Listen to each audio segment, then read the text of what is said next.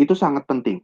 Karena koneksi antar pori-pori inilah yang akan mengizinkan atau menjadi channel bagi fluida reservoir itu mengalir, gitu ya. Ketika ada pressure differential, ketika kita produksi melalui suatu sumur, pasti ada beda tekanan.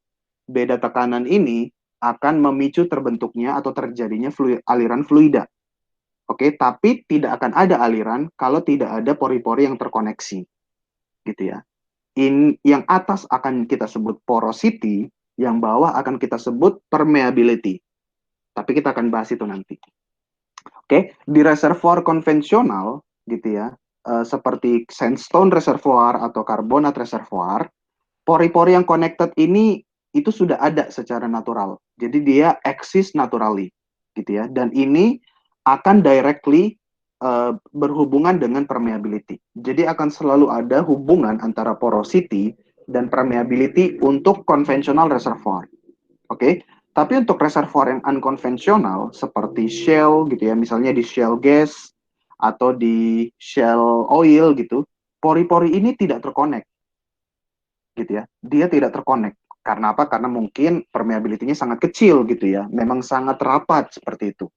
Jadi, untuk bisa membentuk sebuah koneksi supaya mereka bisa mengalir, biasanya kita harus lakukan hydraulic fracturing. Oke? Nah, ada banyak sifat-sifat batuan gitu ya. Tapi yang menentukan, yang paling penting untuk menentukan aliran fluida gitu ya. Jadi fluid flow ini akan kita bahas di pertemuan berikutnya, pertemuan-pertemuan berikutnya. Yang paling penting itu adalah porosity, permeability, dan saturation. Oke, keep in mind ya, tiga rock property yang paling penting itu adalah porositas, permeabilitas, dan saturasi. Oke, nah untuk kita mengetahui sifat-sifat batuan, tentu saja kita butuh barangnya, gitu ya. Kita tidak bisa hanya bergantung kepada logging, karena logging itu pengukuran secara tidak langsung ya. Kita tembakkan radioaktif, gamma ray, gitu ya, neutron, tapi kita nggak lihat barangnya betul gitu. Nah, yang paling akurat sebenarnya adalah core sample. Jadi kita melakukan coring, gitu ya. Nah, core ini tentu saja panjangnya itu bisa 1 meter, bahkan bisa sampai 100 meter gitu ya. Sampel core-nya, batuan reservoir itu yang kita ambil dari reservoir, itu bisa 1 meter sampai 100 meter. Dan diameternya itu bisa kecil ya, dari beberapa milimeter sampai 150 meter berdasarkan analisis yang kita butuhkan. Nah, core sample ini seperti ini bentuknya ya, atau contohnya gitu ya. Jadi kita ngambil di apa yang namanya core barrel gitu ya. Sama, kita ngambil itu ketika proses drilling juga. Ini ada seperti drill bitnya gitu ya. Dan nanti kita akan ngambil core sampelnya itu di lubang ini, di lubang silinder ini, gitu ya. Nah, buat teman-teman supaya lebih paham, saya coba tampilkan videonya ya. Sebentar.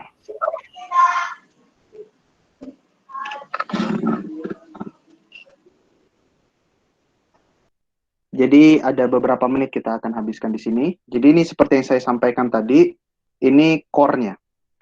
Ini sebenarnya merek ya, sebuah merek, tapi kita tidak sedang mengendorse suatu barang gitu ya. Tapi menurut saya ini video yang bagus, supaya kita punya general view seperti apa sih coring itu gitu ya.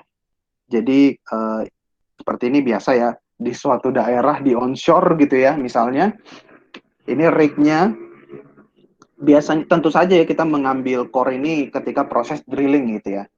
Oke, jadi drilling seperti biasa, ada drill bit. Oke, ini mereknya dia gitu ya, toolsnya dia, quick drill namanya. Oke, tentu saja yang merek-merek lain akan berbeda fiturnya gitu, akan berbeda teknologinya.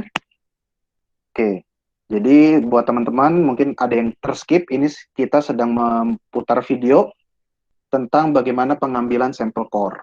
Gitu ya. Kalau ada yang tidak melihat ada video, langsung aja kabar ya. Oke, jadi ini dia berbicara internal dari si drillingnya dia, gitu ya. Jadi dia membahas seperti apa internalnya. Nah, kemudian dia menurunkan nih tools untuk ngambil core sampelnya. Oke.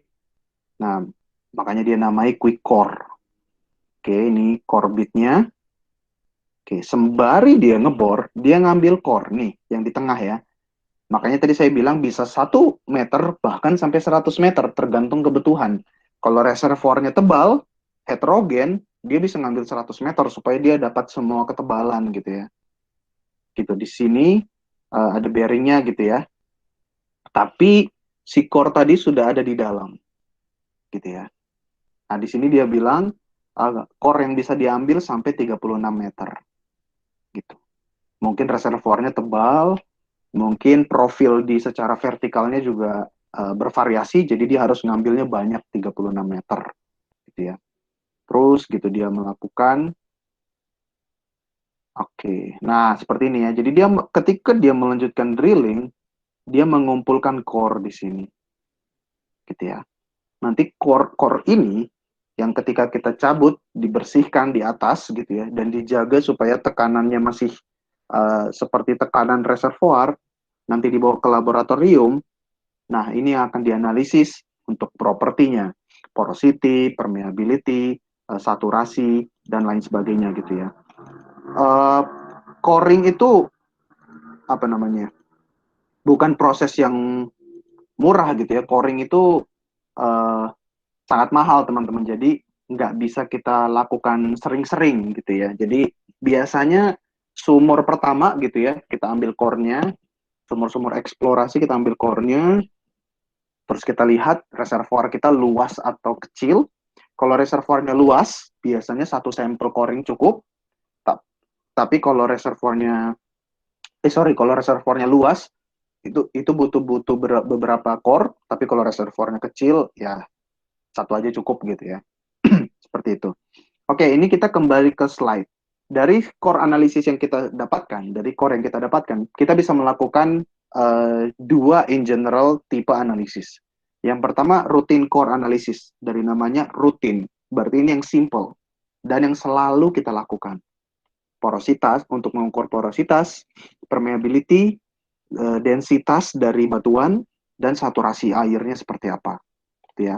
Dan juga kita bisa melakukan analisis yang lebih advance, yang lebih komprehensif, yang lebih luas gitu ya. Kita untuk mengukur capillary pressure, relative permeability, compressibility, kebasahan, surface tension gitu ya, tegangan. Ini penting ketika kita lakukan enhanced oil recovery. Sifat-sifat elektrikalnya seperti apa, interaksi antara fluida dengan batuan, dan juga tekanan overburden gitu ya untuk geomekaniknya. Jadi inilah yang kita lakukan gitu ya. Kita biasanya hire atau kita kolaborasi dengan vendor, dengan laboratorium, karena biasanya oil company tidak punya sophisticated laboratorium untuk melakukan analisis ini. Jika ada teman-teman pertanyaan, silakan saja gitu ya, raise question. Nah, sekarang kita masuk ke sifat-sifat yang paling penting tersebut. Yang pertama, litologi. Litologi ini berbicara tentang si batuannya itu jenisnya apa. Oke, mungkin ini juga minggu lalu sempat kita bahas litologinya gitu ya. Lito itu artinya batuan gitu ya. Untuk batuan reservoir, biasanya itu sandstone, limestone, atau dolomite. Yes, litologi dari reservoir sandstone, limestone, dan dolomite. Mereka menjadi batuan reservoir, artinya in general mereka punya porosity dan permeability yang bagus. Oke? Okay? Dan batuan yang biasa jadi caprock, minggu lalu kita sudah bahas tentang caprock atau tentang seal.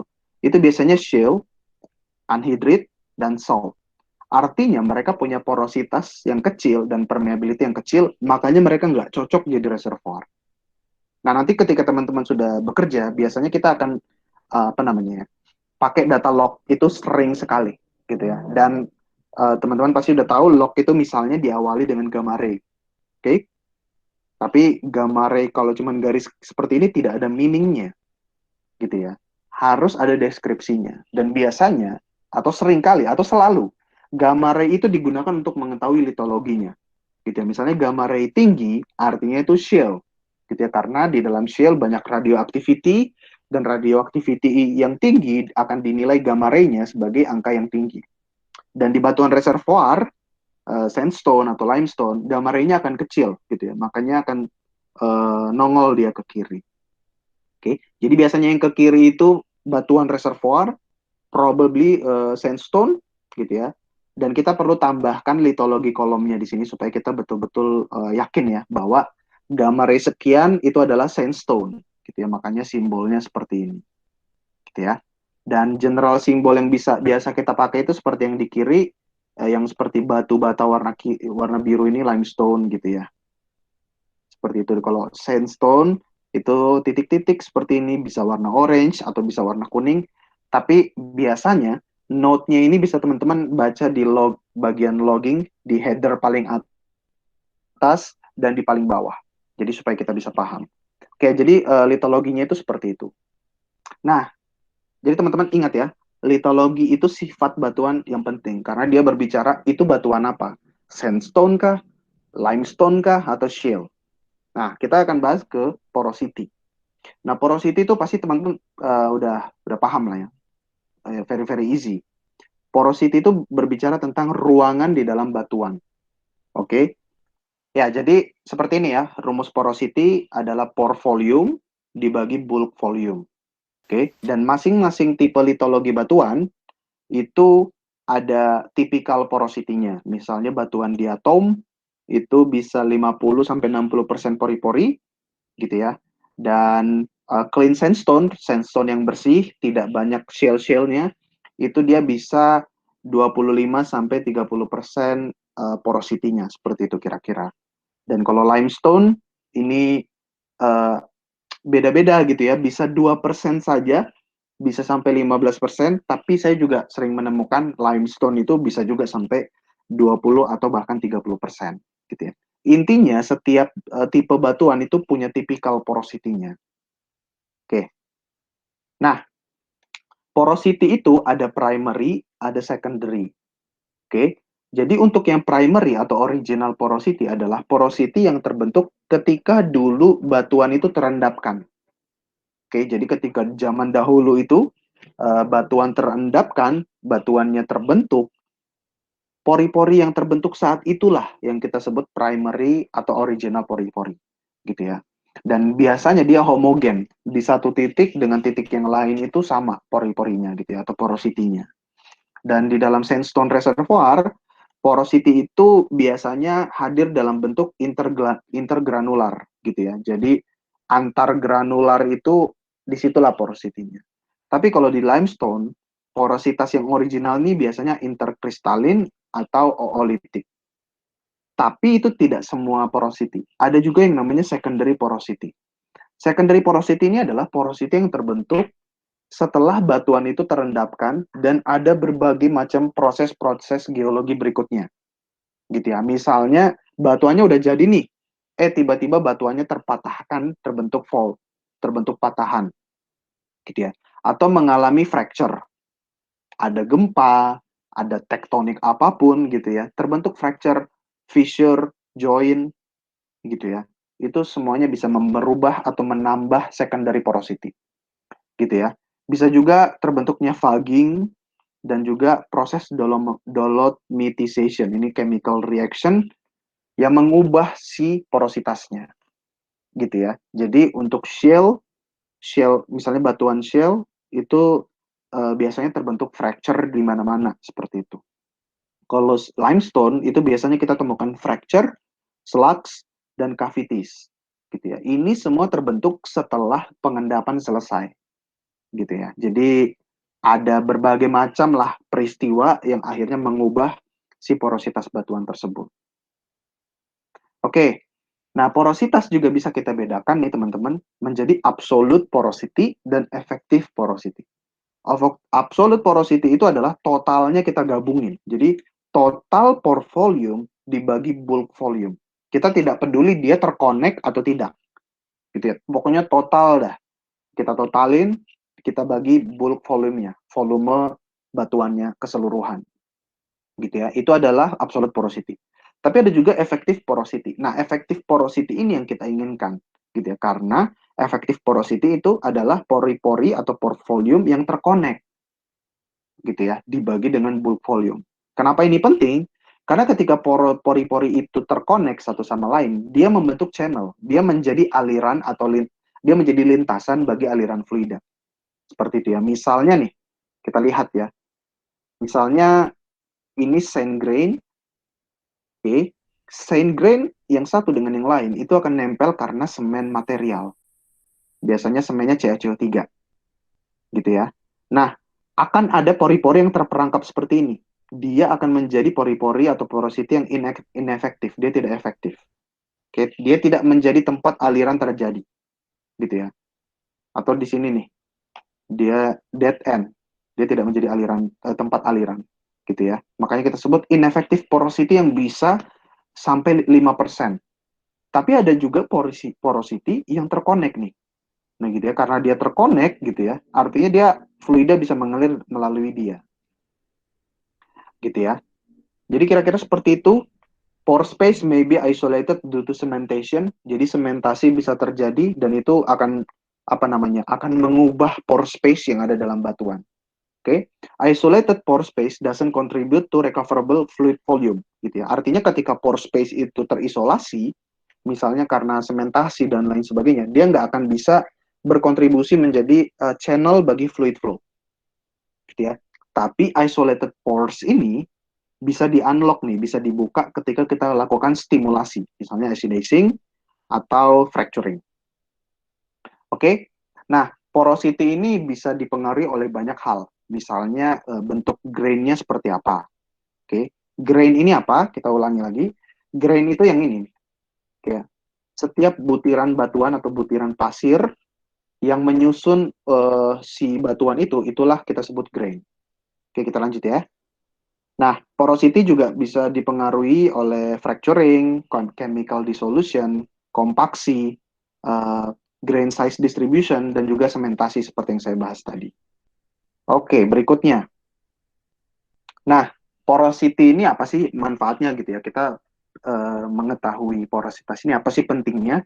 Tentu saja yang paling utama, yang paling penting sebenarnya adalah untuk mengetahui cadangan minyak atau gas yang eksis di reservoir kita.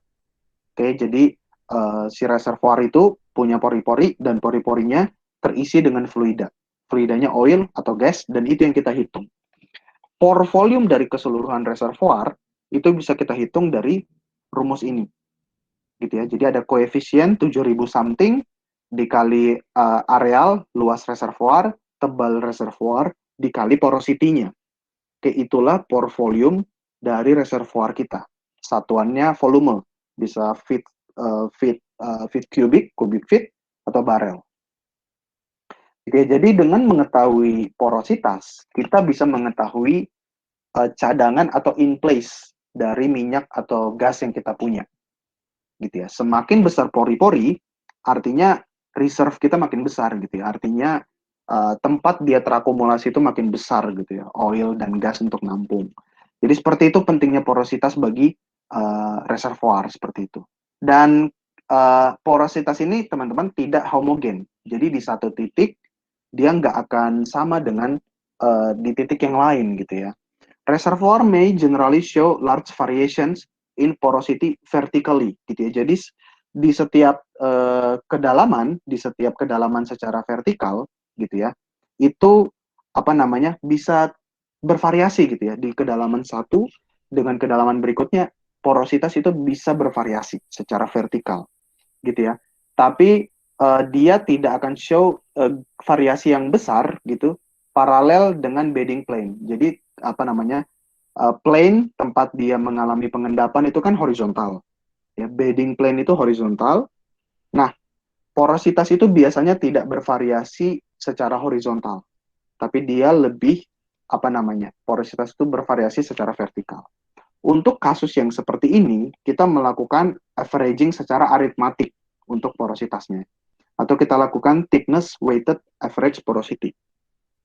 Gitu ya, nanti itu akan ada rumusnya, gitu ya. Tapi a change in sedimentation, gitu ya, apabila terjadi perubahan sedimentasi, gitu ya, atau kondisi deposisional, gitu ya, itu akan mengubah reservoir itu porositasnya itu menjadi semakin bervariasi dari satu titik ke titik yang lain gitu ya. Dan untuk kasus seperti ini kita harus melakukan averaging secara areal atau secara volume gitu ya. Kira-kira seperti ini dia nanti.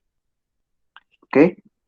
Jadi misalnya kita harus melakukan arithmetic averaging gitu ya. Jadi kita average tapi secara aritmatik itu kasusnya seperti ini. Oke. Kalau kita harus lakukan thickness weighted averaging, kita harus lakukan pori-pori dikali ketebalan, di sum semuanya ditambahin, dibagi total ke dalam ketebalan. Gitu ya. Kalau kita lakukan areal weighted itu seperti ini. Dan kalau volumetric weighted berarti kira-kira seperti ini. Artinya itu sebenarnya kita melakukan rata-rata porosity tapi dengan mempertimbangkan ketebalan area, luas persebaran gitu ya, dan juga dengan volumetric. Gitu ya. Misalnya nih, example ya teman-teman. Misalnya saya punya core sample gitu ya. Atau saya punya data di mana sampel 1 porosity-nya 10% tapi tebalnya 1 feet. Oke. Sampel 2 tebalnya 1,5 feet, porositasnya 12%. Gitu ya. Dan seterusnya. Kalau ditanya porositasnya jadi berapa dong si reservoir ini? Kita nggak bisa langsung ya, oh aku langsung rata-rata aja nih. 10 tambah 12 tambah 11, 13, 14, 10, tak langsung bagi 6. Nggak bisa sesimpel itu. Kita harus consider dulu situasinya. Oke, kalau memang kita melakukan arithmetic average, yang seperti saya bahas tadi, ya gampang. Tinggal 10, 12, 11, total dibagi 6. Berarti porosity-nya 11,6% atau 12%. Tapi kalau kita lakukan thickness weighted average, harus kita lakukan kayak gini. 1 kali 10 dulu, ditambah 1,5 kali 12, ditambah 1 kali 11, dan seterusnya baru dibagi total ketebalan. Kalau kita lakukan averaging atau perata-rataan seperti ini, kita dapatnya bukan 11,67 tapi 12%, 12,11. Yang praktikalnya sama-sama 12. Kalau yang atas itu dibulatin jadi 12, yang bawah dibulatin juga jadi 12 gitu ya. Jadi sebenarnya nggak terlalu berbeda gitu. Tapi yang bawah itu lebih akurat, lebih scientific gitu ya. Praktikalnya ya nanti sesuai kebutuhan di lapangan gitu ya. Yang paling cepat yang atas gitu ya. Tapi tidak selalu yang atas itu akurat untuk merepresentasikan si reservoir. Intinya kita harus mengetahui kondisi reservoir kita seperti apa. Apakah kasusnya seperti yang atas, di mana porositas itu bervariasi secara vertikal, atau memang dia apa namanya betul-betul total beda bervariasi di segala titik, gitu ya. Oke, nah porositas itu tentu saja juga dipengaruhi oleh sortingnya gitu ya. Kalau dia sortingnya poor, ada yang besar, ada yang kecil, semuanya digabung gitu ya, semuanya ada dalam batuan, pasti porositasnya kecil, cuma 5%. Tapi kalau sortingnya itu good gitu ya, jadi batuannya itu besar-besar semua gitu ya, butirannya itu besar-besar semua, tidak ada serpihan yang kecil-kecil, kita bisa dapatkan porositas yang besar, sampai 35%. Ya, jadi ada banyak faktor yang menyebabkan membentuk si porosity itu. Ya, ini juga uh, sortingnya gitu ya, ada yang seragam, kalau batuannya seragam, kita bisa dapatkan sampai 40 something porositasnya. Ya, tapi kalau yang ada besar, ada kecil, gitu ya, ada serpihan-serpihan, pasti drop banget nih porositas kita. Misalnya di bagian yang E, gitu ya, dia apa namanya 13% saja gitu ya. Nah bisa lebih parah lagi, misalnya irregular grain shape. Ini pasti porositasnya lebih kecil lagi gitu ya. Jadi theoreticalnya seperti ini terbentuknya porositas gitu ya. Actualnya kita nggak terlalu perlu consider lah dia seperti apa. Kita tinggal ukur atau kita baca dari logging berapa porosity-nya. Bisa 30, 20, berapa, dan itu yang akan kita pakai dalam calculation kita. Ini juga nih ya, ada yang kubik, heksagonal, rhombohedral, terserah lah kondisi given di reservoir seperti apa, yang penting kita dapatkan angka porosity-nya, itu yang kita gunakan dalam perhitungan. Oke, porosity bisa kita analisa dari core, tentu saja, bisa juga dari logging, teman-teman mungkin sudah bahas, gitu ya, deformation evaluation atau petrofisik, dan juga dari performa dari reservoir atau dari sumur. Misalnya well testing, nodal analisis, atau inflow-nya gitu ya. Dari pengukuran di lapangan, kita bisa mengukur atau menganalisa porosity kita. Gitu ya. Oke, ini nggak perlu ya. Bentar. Ini juga formation evaluation, ini nggak akan jadi bahan, apa namanya, bahan yang akan diujikan. Nah, tapi kita langsung ke sini saja. Nah, tadi saya bilang ada primary porosity, ada secondary porosity. Oke, kita bahas dulu yang apa namanya ya, original atau uh, primary porosity. Nah, tadi kita ngelihatnya simbol-simbol berbentuk lingkaran saja gitu ya. Itu model. Realnya itu gimana? Realnya itu kira-kira seperti ini, teman-teman. Ketika kita sudah pakai mikroskop, nah kita lihat inilah pori-pori interpartikel gitu ya. Jadi ini grainnya, partikelnya, you can say particle atau grain. Di sini porosity yang terbentuk, pore space-nya ya. Oke. Nah, tapi juga ada, ini yang real, ini yang original. Ada juga yang intrapartikel, gitu ya. Jadi di dalam partikel, ini partikelnya, oke, di dalam partikel, di dalam grain, terbentuk juga nih pori-pori di dalamnya nih, di dalam satu batu butiran yang ini nih. Terlihat ya ada biru-biru di sini.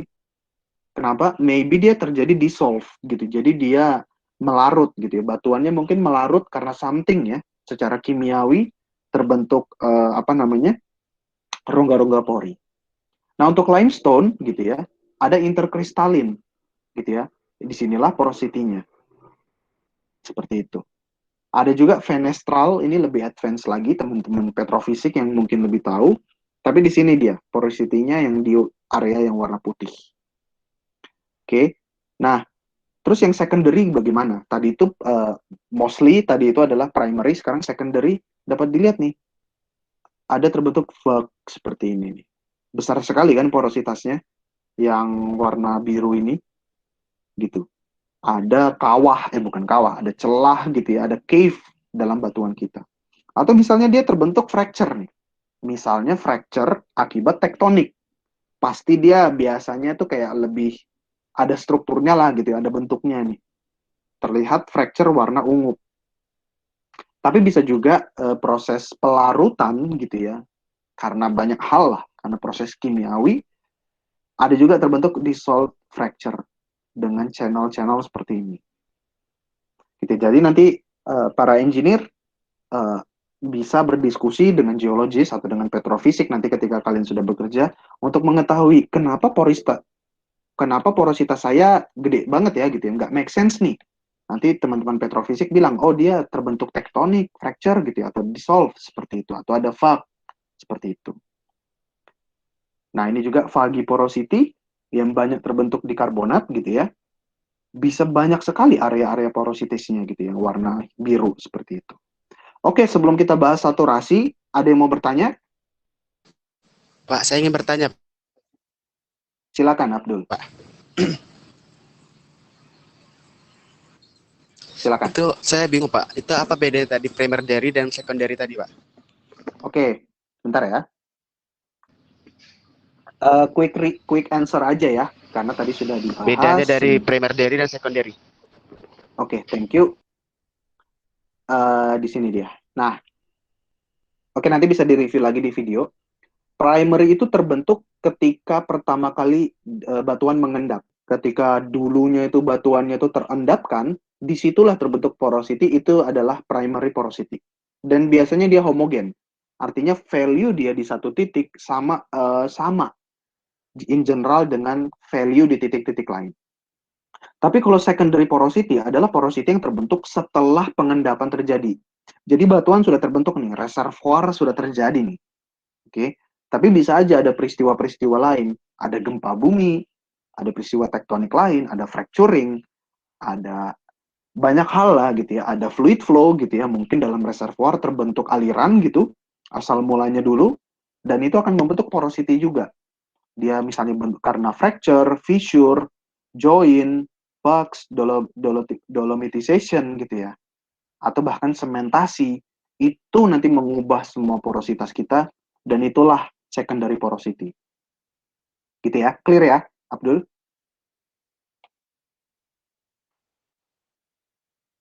Oke, ada lagi yang mau bertanya? Halo Pak. Yes. Iya Ya Pak. Pak, terima kasih Saya Pak. Pak berarti Oke, gimana? Pak berarti itu porositas sekunder lebih mudah diambil ya Pak? Atau gimana? Kan dia Maksudnya diambil? maksudnya kan porositas yang di sekunder itu lebih besar itu Pak kelihatannya dibandingkan Betul, primer ya. betul, Berarti lebih betul. lebih bagus dong Pak. Seringkali lebih bagus. Seringkali keberadaan vagi porosity misalnya itu mengimprove porosity dan aliran kita makin bagus, gitu. Oh, di apa di Indonesia kan banyak itu apa fracture Hmm, berarti kayak hmm. ini semua dong Pak. Yes, salah satunya. Good question, salah satunya gitu. Misalnya kita punya reservoir naturally fractured. Nah, aku nggak tahu kalian sudah bahas atau enggak, tapi ada mata kuliahnya Hmm. namanya naturally fractured reservoir. Jadi secara existing alami dia itu memang terbentuk banyak rekahan. Berarti makin bagus gitu. Itu Rezandi. Oh, berarti banyak ya Pak di Indonesia itu. Mostly ya berarti. Ah, masalah banyak atau enggak harus kita analisis gitu ya, tapi pasti ada. Secondary porosity itu di segala macam reservoir pasti ada. Dan itu mengimprove si porositas kita. Oke Pak, siap Pak. Thank you ya. Oke, dan nanti akan terlihat sense kita. Ini misalnya ini kita logging atau kita coring, kita analisis. Wah, ini kok gede banget nih porositasnya. Oke, nanti kita akan tanya nih, engineer akan nanya ke teman-teman petrofisik atau geologis, dan nanti mereka yang akan menceritakan konsepnya. Oh, misalnya ini ya, Rezandi, oh, sebagai engineer ya, ini Rezandi ini memang dulu batuannya ini mengalami dolomitisasi nih gitu ya, dolomitization nih, kayaknya zaman dulu. Atau memang dulu di era sekian gitu ya, apa Mesoik atau apapun lah itu misalnya, terjadi gempa nih gitu ya, atau tektonik apa nih, dan itu menyebabkan banyak fracture kayak gitu. Jadi kita sudah dapat konsepnya, jadi engineer sudah siap-siap nih. Oh, berarti ketika aku lakukan well testing, ketika aku lakukan produksi, mungkin bagus atau hasilnya kira-kira seperti apa. Oke, kita lanjut ya. Oke, 15 menit terakhir, kita sekarang ke saturasi. Oke, saturasi sepertinya sudah jelas ya. Saturasi itu simple sebenarnya. Total volume fluida dibagi pori-pori batu, pori-porinya gitu ya. Dan apa namanya, fluidanya pasti ada tiga, ada oil, jadi bisa oil saturation, gas saturation, water saturation. Tiga saturasi ini kalau ditambah total pasti jadi satu, gitu ya. Nah, seperti inilah ilustrasinya. Jadi kita punya pore space di sini, ada grain, ada batu-batuan gitu ya, ada pori-porinya, ada pore space, dan di dalam pore space inilah tersimpan minyak dan gas dan water kita. Oke. Nah, biasanya juga ada angka typical value nih dari water saturation-nya gitu ya. Misalnya clean sandstone, water saturation-nya itu 15 sampai 20%. Artinya 80% itu bisa terisi gas dan minyak gitu ya. Ini angka tipikal aja. Angka aktualnya itu harus kita analisa lagi di masing-masing reservoir kita dan bisa beragam banget angkanya. Oke. Seperti yang kita bahas di minggu lalu, ketika equilibrium asal mulanya reservoir terbentuk gitu ya, belum ada produksi nih, belum ada produksi, pasti terbentuk state of equilibrium gitu ya, terbentuk state of equilibrium di mana fase-fase ini pasti akan terpisah gitu ya berdasarkan densitasnya. Yang paling atas pasti gas. Jadi bisa dibilang yang atas ini saturasi gasnya 100% gitu ya, asal mulanya gitu ya. Dan yang tengah itu oil, jadi bisa dibilang gitu ya, saturasi oilnya hampir 100% gitu ya. Misalnya 80%, sisanya itu water-water lah. Dan paling bawah, aquifer, saturasi waternya bisa hampir 100%. Tapi ketika kita sudah produksi, tidak akan ada lagi namanya equilibrium. Pasti sudah very, very dynamic gitu ya, dan bisa tercampur, terbentuk transisi dan lain sebagainya. Oke, jadi untuk yang teks-teks seperti ini kalian bisa apa namanya bisa baca sendiri ya dari video atau juga dari materi yang saya bisa berikan. Intinya saturasi itu bisa kita detailkan lagi. Oke, bisa kita jabarkan lagi. Ada yang namanya Conat water saturation atau simbolnya SWC. Conat water saturation ini adalah uh, water yang nempel di grain batuan, gitu ya. Jadi dia bisa dibilang terperangkap selamanya di situ SWC-nya, gitu ya. Kecuali kita ganggu, misalnya kita ambil batuannya, kita panaskan, kita keringkan, pasti SWC-nya hilang. Tapi dalam kondisi reservoir, SWC atau Conat water saturation itu akan selalu ada dan dia akan mengisi saturasi kita. Jadi nggak pernah ada yang namanya uh, oil saturation 100% itu nggak pernah. Jadi semuanya keisi dengan oil tuh nggak bisa. Kenapa? Karena akan ada selalu Conat water yang nempel di badannya batuan. Oke, terus ada yang lain. Misalnya critical oil saturation. Critical oil saturation adalah saturasi minyak yang dibutuhkan untuk terbentuknya aliran minyak tersebut, gitu ya. Misalnya critical oil saturation itu 15%. Artinya ketika saturasi minyaknya 15%, baru dia bisa ngalir di atas 15% ke atas saturasinya. Tapi kalau saturasinya hanya 10%, minyak akan seperti terperangkap di batuan, dia nempel aja gitu. Gitu ya. Tapi ketika saturasinya sudah 15% ke atas, gitu ya, 15% ke atas dia bisa ngeflow. Nah, ada juga yang namanya residual oil saturation to water. Gitu ya. Artinya, ketika kita sudah produksikan nih si reservoir, nggak akan bisa kita habiskan semua oil. Kenapa? Karena akan selalu ada saturasi residual oil. Akan selalu ada oil yang ketinggalan di dalam reservoir. Gitu ya. Dan ini yang kita sebut sebagai residual oil saturation. Oke, seperti itu. Ada juga namanya movable oil saturation. Pasti gampang. Movable oil saturation pasti adalah 1 dikurang SWC dikurang SOC. Gitu ya. Inilah yang bisa movable. Inilah yang bisa kita ambil karena oilnya bisa moving. Gitu ya. Movable oil saturation. Ada juga critical gas saturation. Ini mirip seperti critical oil saturation. Artinya batas saturasi di mana gas itu start untuk ngalir. Gitu ya. Kapan gas itu mulai ngalir, itulah critical gas saturation. Gitu ya. Nah, sama nih, saturasi di satu titik tidak sama dengan saturasi di titik lain. Jadi kita butuh konsep perata-rataan, average saturation, gitu ya. Dan sama juga gitu ya, untuk baik oil, water, gas, rumusnya itu kayak gini. Jadi porositas, kedalaman, dan saturasi di titik tersebut di total dibagi total porositas dikali ketebalan. Oke. Equation-nya example-nya sama juga kira-kira seperti yang tadi saya show-kan untuk porositas.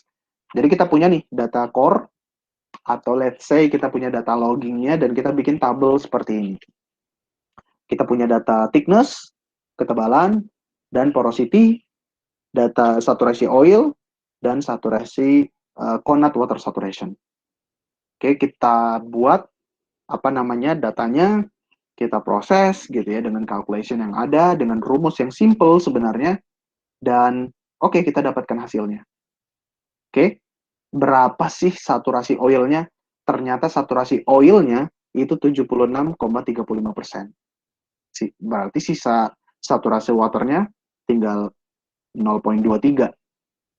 Gitu ya. Jadi perata-rataan itu nggak sesimpel udah tambah semuanya terus dibagi, nggak bisa. Harus ada sistem rata-rata seperti ini. Ya, jadi ada porositas dikali dulu dengan ketebalan di total 1,054. Terus ada saturasi dikali porosity dikali thickness ditambah total bagi nggak usah dibagi 0,8047. Sama SWC-nya juga, Conat total saturation-nya juga di SWC dikali porosity dikali thickness tambah total 0,2493. Nah, gitu ya teman-teman. Nah, calculation seperti ini akan sangat sering kalian lakukan ketika jadi engineer. That's why kita butuh example sering-sering nih. Homework, example di Excel atau di spreadsheet. gitu ya, dengan tuntunan dari case yang sudah saya berikan ke teman-teman. Nanti homework kalian juga ada seperti ini, mengerjakan seperti ini, biar terbiasa nih, gitu ya. Jadi misalnya ada data baru, tinggal kalian pakai aja tuh Excel kalian atau spreadsheet kalian, tinggal kalian pakai aja, tinggal dimodif-modif dikit atau datanya diperbaharui sesuai kasus kalian nanti. Misalnya kalian KP atau misalnya kalian tugas akhir atau kalian sudah kerja, kalian sudah punya dalam tanda petik software buatan kalian sendiri, ya tinggal masukin aja di Excel tersebut dengan data-data yang baru. Oke, jadi kita sudah bahas litology, porosity, saturasi. Ini terakhir, sifat terakhir yaitu permeability, dan kita akan cukup intens di sini ya sampai kita istirahat. Oke, jadi permeability itu adalah measure atau ukuran kemampuan dari suatu batuan untuk mengalirkan fluida. Oke, permeability ini dikarakterisasi oleh orang yang namanya Henry Darcy, gitu ya. Makanya nanti rumus-rumus kita itu banyak diturunkan dari Darcy's Law, hukum Darcy, gitu ya. Nah, permeability ini apa namanya, di satuannya tuh Darcy juga, gitu ya. Paling sering kita pakai milidarcy, gitu ya. Karena Darcy ini cukup besar, jadi seringkali level yang kita pakai itu adalah milidarcy, gitu ya. Most commercial reservoir itu biasanya permeability itu 20 milidarcy sampai 500. Tapi reservoir yang very very tight, yang butuh hydraulic fracturing, itu permeability-nya itu 0,1, 1, intinya di bawah 10 lah. Itu sudah ketat banget dan susah mengalir, makanya butuh hydraulic fracturing. Nah, permeability itu sangat terkait dengan litologinya. Oke, kalau litologinya shale, seringkali dia sangat rapat, nggak bagus permeability-nya. Demikian juga dengan silt. Ini mirip-mirip ya, shale dengan silt. Tapi kalau sand, umumnya karena porosity-nya juga sudah bagus, permeability-nya oke. Ya, jadi itu pengaruh litologi terhadap permeability. Nah, permeability ini diukur dari eksperimen yang dilakukan oleh Tuan Darcy atau Mr. Darcy, kira-kira seperti ini. Jadi kita punya wadah, di tengah-tengahnya ini ada sampel core batuan dengan panjangnya L. Oke, penampangnya itu A. Oke, kemudian saya masukkan di tangki yang pertama ini aliran sebesar Q, gitu ya, flow rate sebesar Q. Oke, baru kita bisa melakukan pengukuran nih pressure di sini dengan pressure yang kiri. Oke, simpelnya kalau dia bilang itu bisa kita lihat dari hidrostatiknya misalnya, gitu ya. Makanya di sini kita bikin delta pressure. Artinya tekanan di sini di kanan terhadap tekanan di kiri.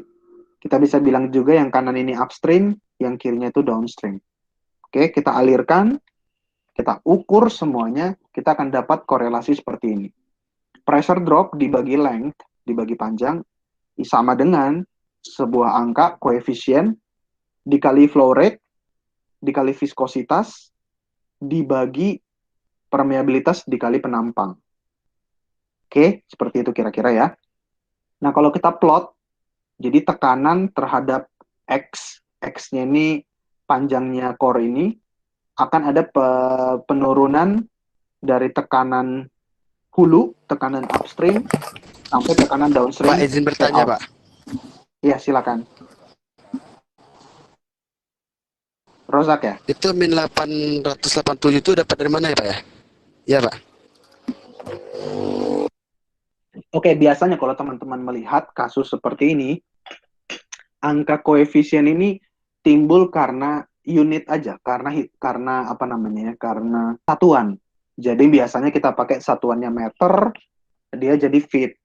Nah, pasti ada koefisiennya ya, 1 meter itu berapa feet. Atau misalnya meter kubik jadi feet kubik, gitu ya. Jadi ada meter ke feet, gitu ya, ada kilogram ke pound, itu semuanya pasti ada angkanya, dan semuanya itu ditumpuk jadi koefisien ini, gitu ya. Jadi untuk saat ini kita belum perlu terlalu ambil pusing lah dengan koefisiennya itu. Kenapa? Yang paling penting itu parameternya.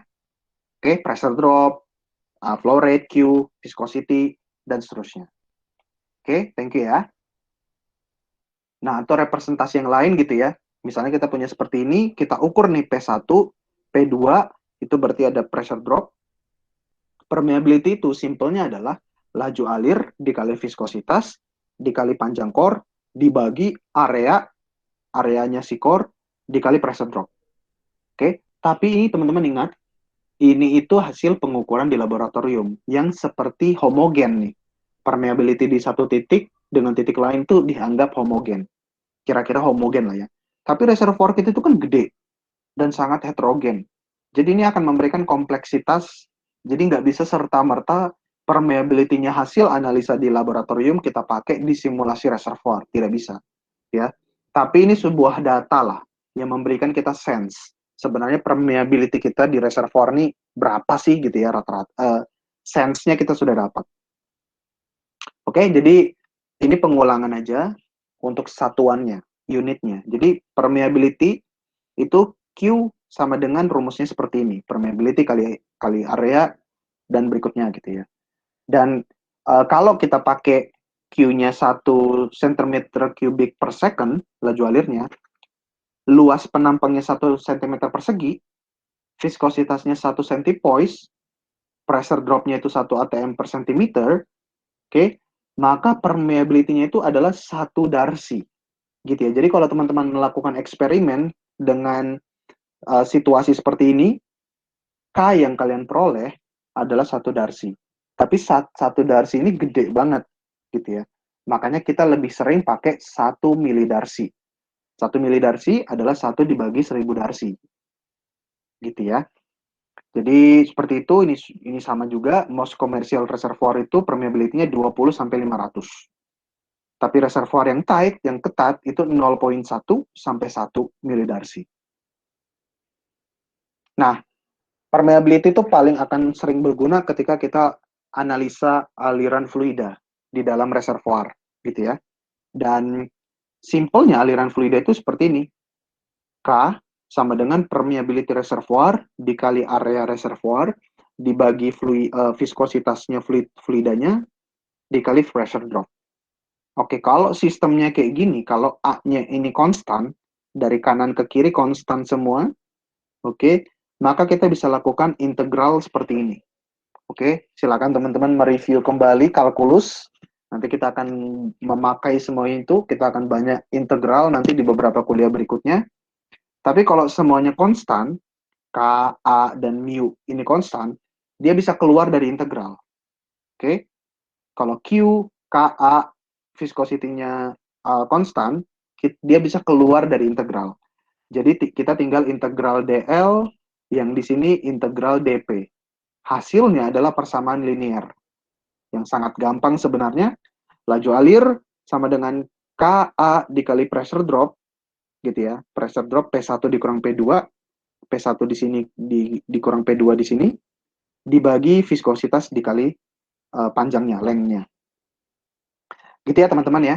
Very simple, tapi nggak mungkin reservoir kita hanya seperti ini. Gitu ya. Areanya itu nggak mungkin hanya sesimpel ini gitu. Tapi ini modeling namanya. Modeling yang very basic tuh kira-kira seperti ini. Oke, sama seperti porosity tadi, permeability juga dipengaruhi oleh banyak hal.